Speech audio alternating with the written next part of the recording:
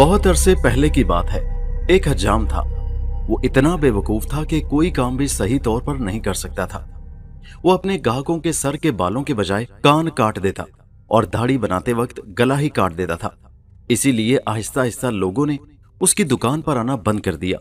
और एक दिन ऐसा आया कि उसके पास कुछ न रहा सिवाय उस्तरे और उसकी बीवी के, और दोनों ही तेज थे।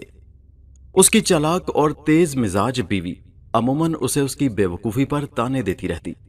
जब उसने देखा कि घर में फूटी कौड़ी भी नहीं रही, तो हमेशा की तरह चिल्लाना बकना शुरू कर दिया, जबान चलानी शुरू कर दी। लेकिन हज्जाम ने सब कुछ सुकून से बर्दाश्त किया और कहा, शोर-गुल मचाने से क्या फायदा? ये सब कुछ तो तुम मुझसे पहले भी कहती रही हो।